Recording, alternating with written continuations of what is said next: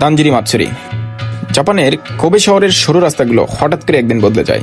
শান্ত শহর যেন জেগে ওঠে ঢাক ঢোল, মানুষের উল্লাসে আর এক অসাধারণ ঐতিহ্যের শক্তিছে। এই উৎসবের নাম দানজিরি মাৎসুরি। এই উৎসবের শিকড় প্রায় 300 বছরেরও বেশি পুরনো। মূলত ভালো ফসলের জন্য দেবতার কাছে প্রার্থনা জানাতে এই উৎসবের শুরু হয়েছিল। ধীরে ধীরে এটি শুধু ধর্মীয় অনুষ্ঠান নয়, বরং মানুষের আবেগ, ঐতিহ্য আর সাহসের প্রতীক হয়ে ওঠে।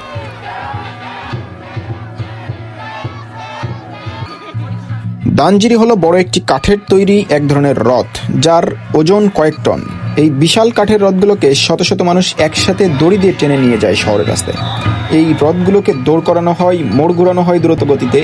এ যেন এক জীবন্ত নাটক, যেখানে প্রতিটি অংশগ্রহণকারী নিজের শক্তি আর সাহসের পরীক্ষা দেয়।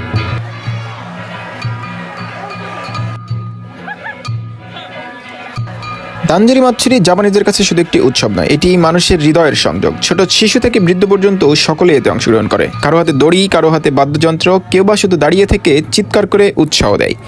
এই মুহূর্তগুলো পুরো শহরের মানুষকে এক পরিবারে পরিণত করে। どういう祭りですか？これは地元で毎年5月の2日と3日に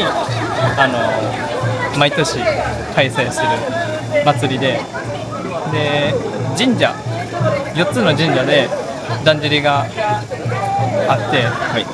で、みんなで盛り上げてる、そんな祭りです。これ日本人みんなやってるんですか？みんなやってないですか？なんか特別な宗教を守っている人たちだけやってるんですか？いや他の人たちも特に関係ないですか？特に関係ない。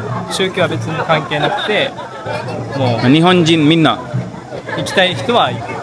平穏に、平穏のために。町の発展のため。はい。いつから始まったんいですか？つからかは、僕が生まれた時からもうすでに存在してて、でも諸説あるけど江戸時代かは分からへんけど、すごい昔からある祭りです。